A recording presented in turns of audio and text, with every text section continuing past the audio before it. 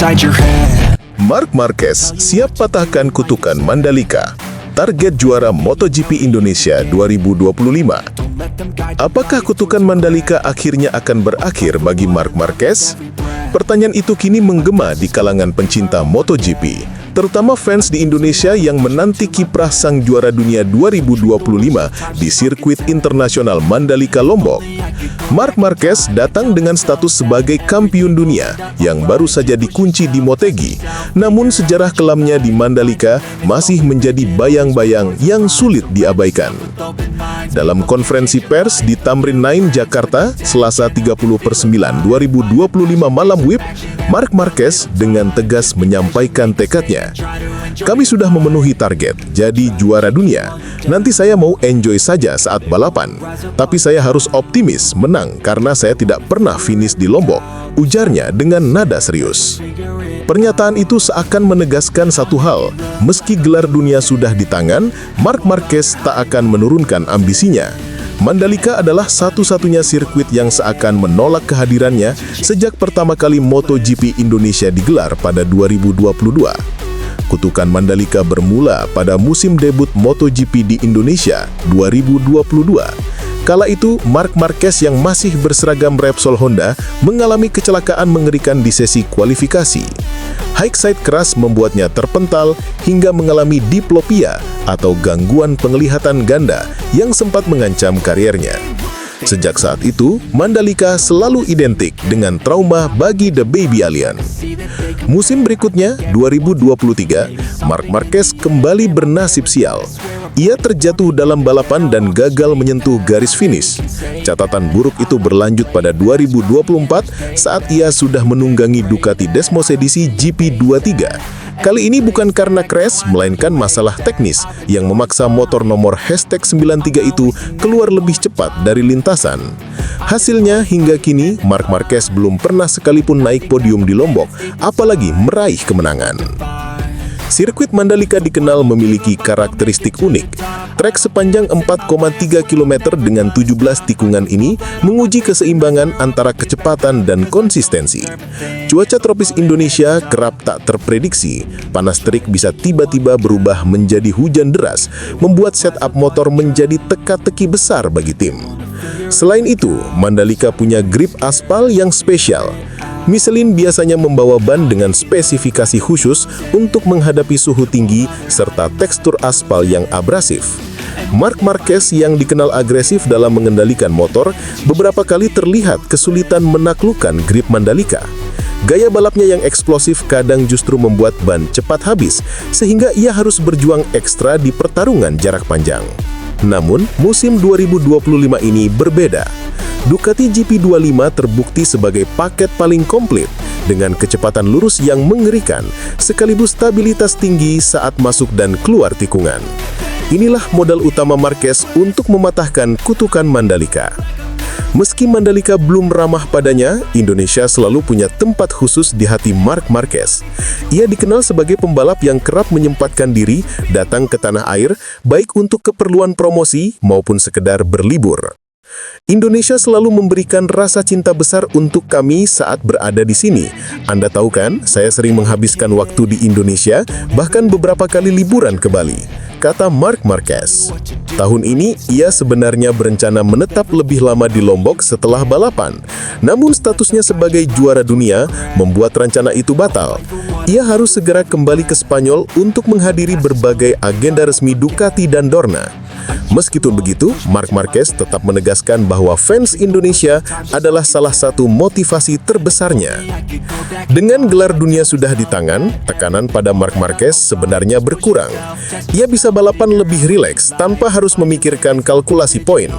Namun justru dalam kondisi inilah, ia punya peluang besar menorehkan sejarah baru, menghapus catatan buruk di Mandalika, sekaligus memberi kemenangan perdana di Indonesia bagi dirinya dan fans setianya. Jika berhasil menang, Mandalika 2025 bisa menjadi momen simbolis bagi Marc Marquez. Sebuah balapan yang bukan sekadar tentang podium, melainkan penebusan dendam masa lalu dan pembuktian bahwa tidak ada lagi kutukan di Mandalika. Target utama sudah tercapai, tapi saya ingin menutup musim dengan cara yang sempurna. Mandalika akan jadi tantangan terakhir saya, tegas Marc Marquez. Kini, sorotan dunia MotoGP pun tertuju ke Lombok. Apakah Marc Marquez benar-benar mampu menaklukkan Mandalika untuk pertama kalinya? Atau justru kutukan itu akan kembali mengganggunya? Jawabannya hanya akan terungkap saat lampu start padam di MotoGP Indonesia 2025. Daliknya puji kejernihan pikiran Marc Marquez lebih berharga daripada kecepatannya. Ada momen yang membuat bulu kuduk merinding di Motegi, Minggu 28 September 2025. Marc Marquez menangis di atas motornya di sektor terakhir lintasan. Tangisan itu bukan sekedar air mata kebahagiaan, melainkan pelepasan beban panjang setelah 6 tahun penantian, cedera berkepanjangan, hingga keraguan banyak pihak terhadap masa depannya. Ia resmi meraih gelar juara dunia ke-9, 7 diantaranya di kelas MotoGP. Namun, di balik kemenangan bersejarah itu, ada satu sosok yang melihat hal lebih dalam daripada sekedar catatan kecepatan. Gigi Daliknya, manajer umum Ducati. Sejak awal, Daliknya adalah pendukung paling vokal di balik perekrutan Marc Marquez untuk musim 2025. Keputusan itu sempat menuai perdebatan, karena Ducati harus memilih antara mengangkat Jorge Martin, yang sudah lama berada dalam proyek mereka, atau memberikan kesempatan pada Marc Marquez, pembalap penuh sejarah yang datang dengan risiko besar. Pada akhirnya, pilihan jatuh pada Marc Marquez, dan di Motegi, keputusan itu terbukti jitu. Ketika Ducati mengurumkan Marc Marquez sebagai rekan setim Francesco Bagnaia, banyak pengamat menilai langkah itu lebih bernuansa politik ketimbang teknis. Martin dianggap lebih aman, lebih muda, dan sudah terbiasa dengan DNA Ducati. Namun, sejak seri pembuka di Thailand, semua keraguan mulai sirna. Marc Marquez tampil seakan bermain dengan para rivalnya, merebut 2 kemenangan beruntun. Dari sanalah kepercayaan diri Ducati terhadap proyek Marc Marquez semakin solid. Data juga berbicara. Ducati menganalisis performa Marc Marquez saat membela Gresini dengan motor Desmos edisi GP23 pada 2023. Walau hanya motor satelit dengan spesifikasi lama, ia mampu bersaing di barisan depan. Itu menjadi dasar keyakinan bahwa jika diberikan motor terbaru, Marc Marquez bisa tampil kompetitif. Target pribadinya sederhana, kembali bersaing, lalu merebut kursi di tim pabrikan. Dan musim ini, ia menyelesaikan seluruh misinya dengan tuntas. Namun bagi Daliknya, nilai terbesar Marc Marquez bukan semata kecepatan. Saya tidak punya kata sifat untuk menggambarkan Marc. Kejernihannya dalam memprogram langkah demi langkah untuk kembali menjadi juara dunia, sungguh luar biasa. Itu lebih pantas diberi selamat daripada cara dia mengendarai motor, ujar Daliknya kepada motorsport.com. Pernyataan itu menyiratkan bahwa Marquez bukan hanya petarung di lintasan, tetapi juga arsitek dari karirnya sendiri. Ia tahu kapan harus menahan ego, kapan harus mengambil risiko, dan bagaimana membangun momentum sepanjang musim.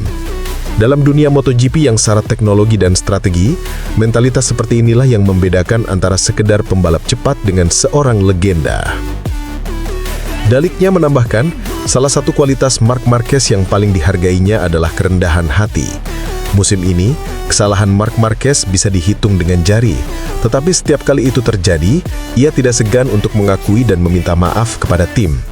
Mungkin lebih mudah bagi seseorang yang sudah menang banyak untuk mengakui kesalahannya daripada pembalap yang masih punya banyak hal untuk dibuktikan, ujarnya. Hal itu menciptakan atmosfer positif di garasi Ducati. Para kru merasa dihargai dan kerjasama tim menjadi lebih solid. Tak heran, kemenangan ganda di Motegi, Marquez juara, dan Bagnaia kembali kompetitif disebut Daliknya sebagai hari yang sempurna. Selain euforia gelar Marc Marquez, Ducati juga merayakan kembalinya performa Francesco Bagnaia. Juara dunia 2 kali itu sempat tenggelam dalam kebingungan teknis. Motornya kehilangan sentuhan yang membuatnya dominan di 2023. Namun di Motegi, Baganya akhirnya menemukan kembali feeling itu setelah Ducati secara diam-diam mengadaptasi beberapa elemen dari GP23 ke GP25. Hasilnya instan. Baganya meraih pole position, menang di sprint, dan naik podium utama di balapan. Meski enggan membuka detail teknis, Daliknya mengakui bahwa proses panjang memang diperlukan. Untuk menemukan solusi, terkadang Anda harus melewati jalur berduri terlebih dahulu. Jika tidak melewati rute itu, Anda tidak akan tahu jalan keluarnya. Keberhasilan Marc Marquez dan kebangkitan Baganya di Motegi menjadi sinyal bahaya bagi seluruh pesaing Ducati. Bayangkan, tim merah kini memiliki dua pembalap papan atas dengan momentum yang sama-sama menguntungkan. Marquez yang lapar gelar dan Baganya yang menemukan kembali kecepatannya. Kombinasi ini bisa menjadi duet paling mematikan sejak era Lorenzo Rossi atau bahkan Stoner Pedrosa.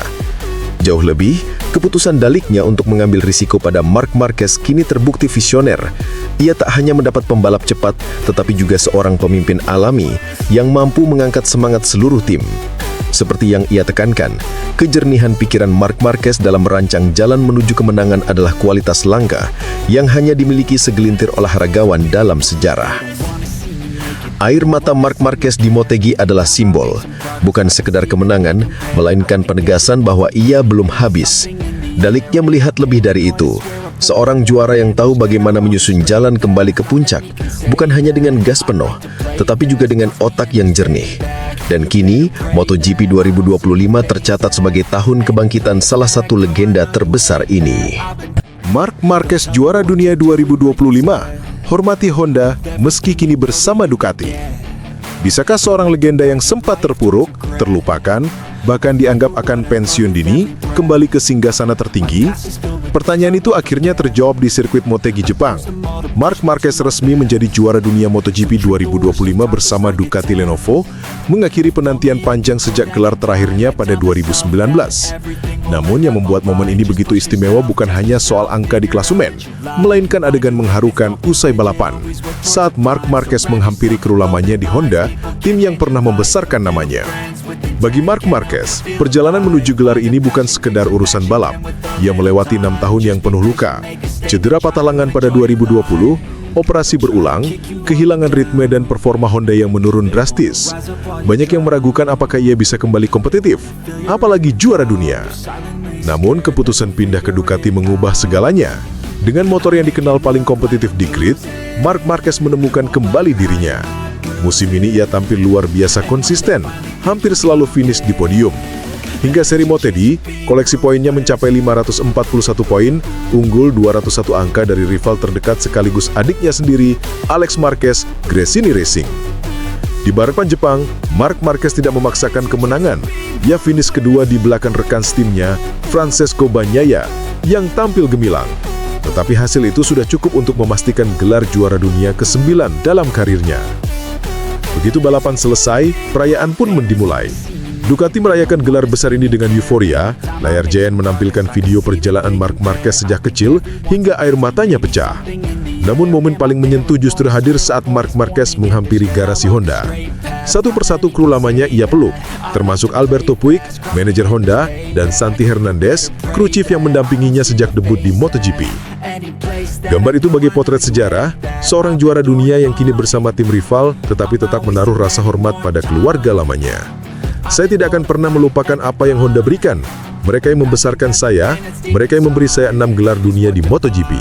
Saya berterima kasih sepenuh hati meskipun kini saya juara bersama Ducati, ujar Marc Marquez penuh emosi.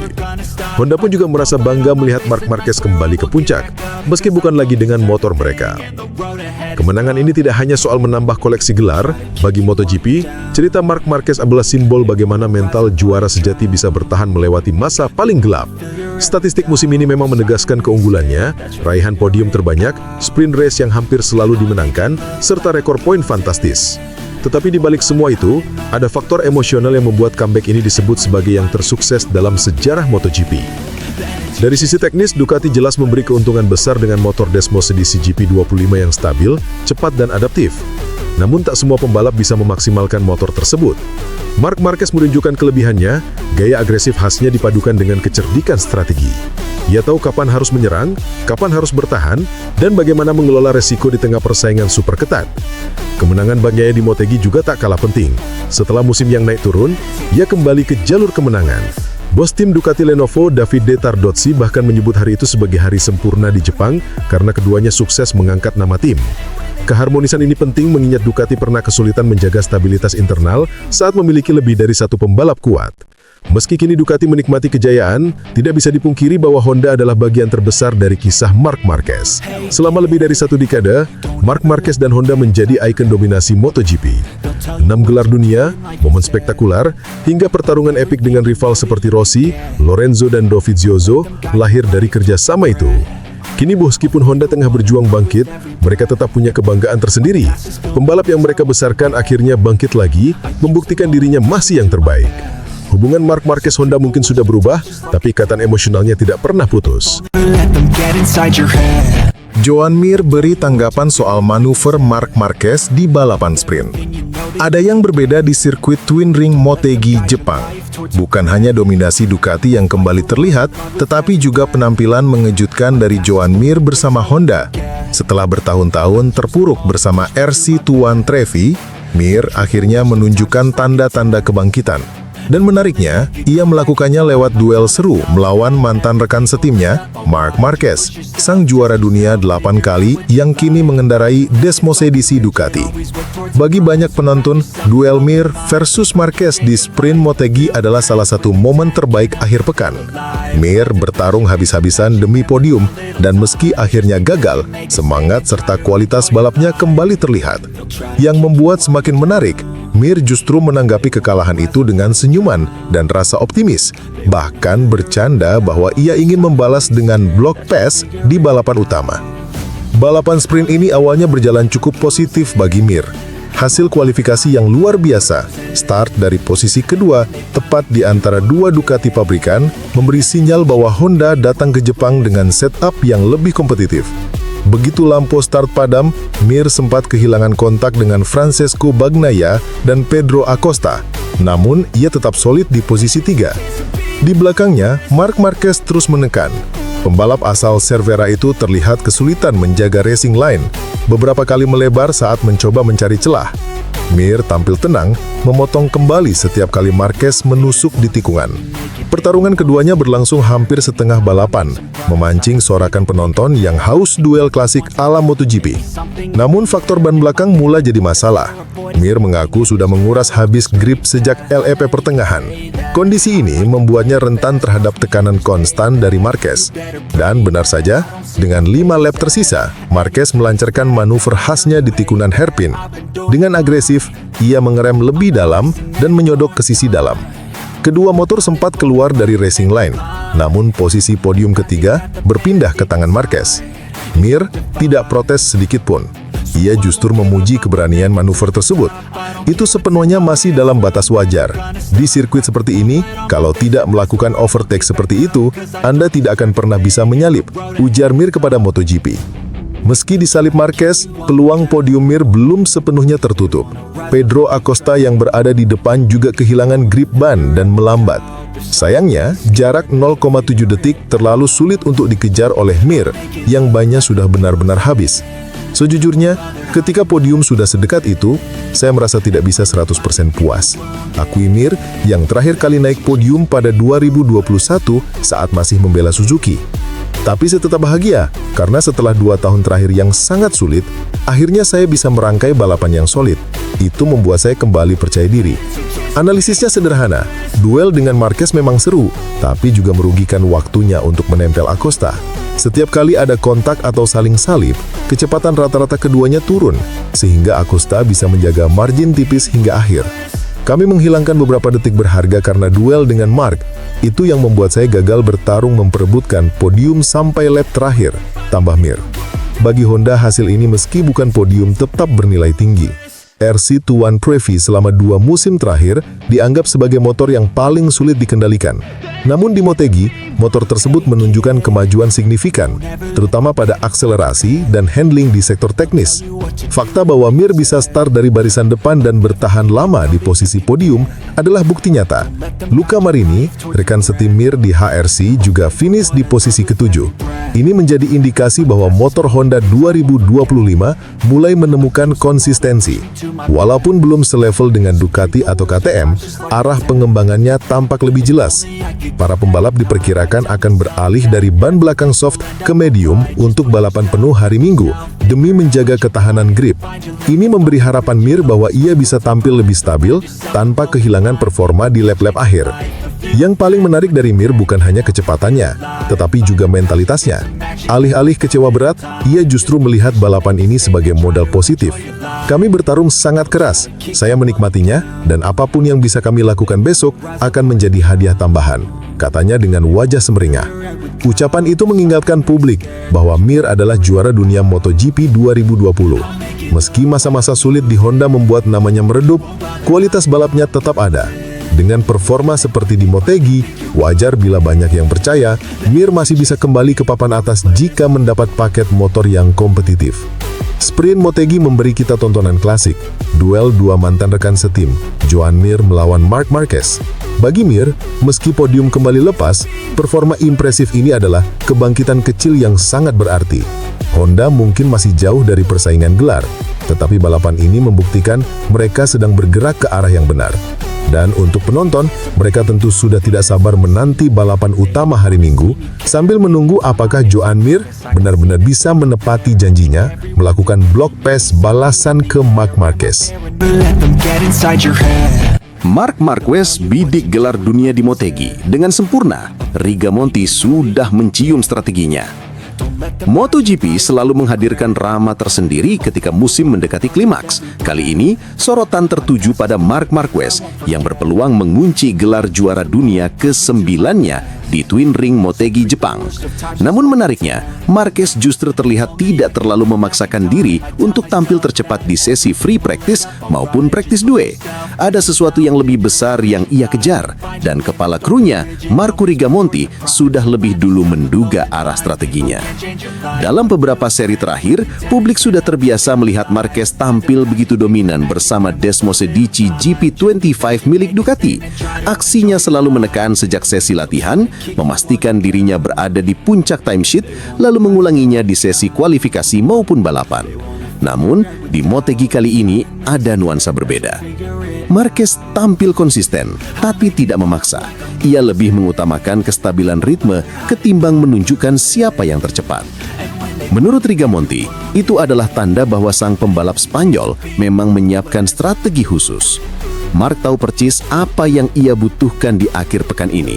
Bukan sekedar menjadi yang tercepat di sesi latihan, tetapi memastikan kondisi motor dan dirinya tetap aman untuk balapan utama. Itu yang terpenting, ungkap sang kru chief. Motegi bukanlah lintasan yang asing bagi Marc Marquez. Sejak debut di kelas Premier, ia sudah meraih 3 kemenangan di sini. Namun yang lebih spesial, 3 kali pula ia mengunci gelar juara dunia di Jepang ketika masih membela Repsol Honda. Hal itu membuat Motegi punya makna emosional yang berbeda baginya. Kini, bersama Ducati, peluang untuk menambah sejarah emas terbuka lebar. Jika berhasil mengunci gelar di Motegi, maka Marquez seakan menegaskan bahwa Jepang adalah tanah keberuntungan dalam perjalanan karirnya. Tak hanya bagi dirinya, tetapi juga menjadi simbol transformasi dari era Honda menuju babak baru bersama Ducati. Secara teknis, gaya balap Marquez di Motegi memperlihatkan perubahan. Alih-alih menekan habis sejak awal, ia menjaga ritme dengan cermat. Di lintasan yang terkenal menuntut hard braking dan akselerasi kuat keluar tikungan, Marquez tampak ingin memastikan ban depan dan belakang bekerja stabil sepanjang race, bukan hanya satu lap. Itu berbeda dengan seri-seri sebelumnya, di mana ia seringkali mengambil risiko besar sejak latihan demi menaklukkan timesheet. Kali ini, Marquez tampak lebih sabar, lebih kalkulatif, seakan tahu persis bahwa hasil akhir balapan jauh lebih penting daripada headline tercepat di praktis. Rigamonti, sosok yang sudah menemani Marquez sepanjang musim ini di garasi Ducati, dengan cepat membaca niat sang pembalap. Ia tahu ketika Marquez tampil lebih tenang, itu bukan tanda kelemahan, melainkan strategi matang. Motegi adalah tempat yang sangat spesial untuk Mark. Ia ingin melakukannya dengan cara yang sempurna. Jadi, dia tidak akan mengambil resiko berlebihan di latihan. Semua difokuskan untuk hari Minggu. Jelasnya. Meski demikian, jalan Marquez untuk mengunci gelar tidak serta-merta mulus. Motegi dikenal sebagai lintasan yang berat untuk fisik pembalap dan juga mesin. Karakter stop and go membuat motor harus punya traksi maksimal sekaligus daya tahan ban yang kuat. Lawan-lawan seperti Jorge Martin, Francesco Bagnaia, maupun Marco Bezzecchi tentu tidak akan tinggal diam. Namun, melihat konsistensi Marquez sepanjang musim 2025, banyak pengamat menilai ia hanya tinggal menunggu waktu. Motegi diperkirakan akan menjadi panggung penutup sempurna bagi seorang legenda yang seakan tak pernah habis diceritakan. Jika berhasil mengunci gelar di Jepang, maka catatan Marquez semakin sulit disaingi. Ia tidak hanya mencetak gelar pertamanya bersama Ducati, tetapi juga membuktikan dirinya mampu beradaptasi dengan motor berbeda setelah bertahun-tahun identik dengan Honda. Motegi pun akan kembali menjadi saksi bagaimana seorang Marc Marquez menulis sejarah dengan tinta emas. Ketika publik mungkin masih menunggu duel sengit di lintasan, Marquez dan Rigamonti tampaknya sudah menyiapkan skenario sejak jauh hari. Tidak perlu terlalu mendominasi di praktis, yang penting adalah hasil akhir. Karena pada akhirnya, tidak ada yang lebih berharga bagi Marquez selain mengunci gelar dunia di tempat yang penuh kenangan, Jepang. Let them get inside your head.